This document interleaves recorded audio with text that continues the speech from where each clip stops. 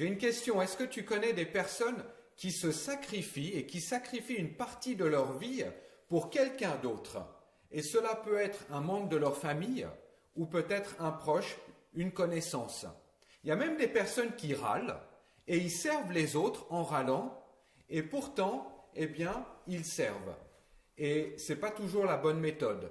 Mais tu as remarqué comme Paul, dans le fruit de l'esprit, il commence par l'amour, la joie, la paix, puis tout à coup il y a la patience qui vient en plein milieu, et ensuite il continue par la bonté et la bienveillance. Et en fait, la bonté et la bienveillance sont des fruits qui sont étroitement liés et parfois difficiles à pouvoir distinguer l'un de l'autre. Une personne bonne est aussi une personne gentille. Et une personne gentille est par nature une personne bonne. Donc, ces deux caractéristiques de la bonté et de la bienveillance découlent de l'amour.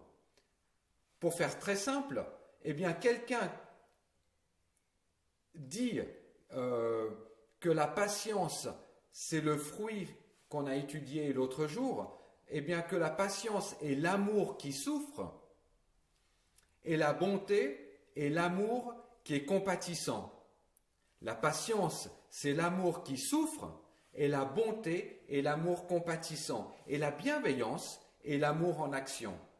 La bonté, dans sa définition, à l'origine, quand tu regardes dans le grec, eh bien, comprend la tendresse, la compassion, la douceur, et le même mot est utilisé dans Luc 5, 39, et dans Luc 5, 39, il est dit, il décrit le vin qui est vieux, un bon vieux vin.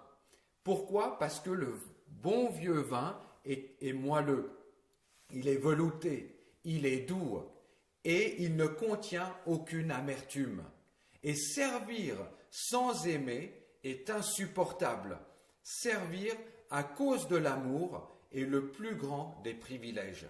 Alors la bienveillance qui est étroitement liée, eh bien il y a 4 versets où Paul utilise la bienveillance quand il parle aux églises et Paul le décrit comme la mise en pratique et l'expression de la bonté.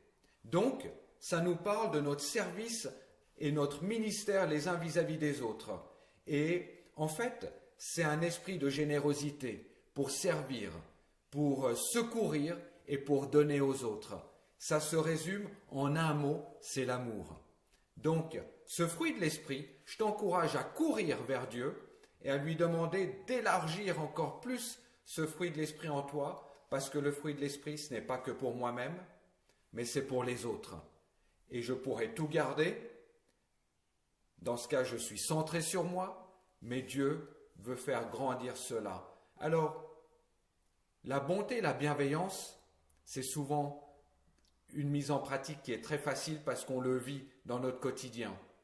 Et pourtant, il y a cette différence. On peut être bon, mais parfois, la bienveillance, c'est la bonté mise en action. Alors, Père, remplis-nous de cette bonté et de cette bienveillance qui vont de pair dans cette journée et dans cette semaine. Amen. Excellent lundi à toi.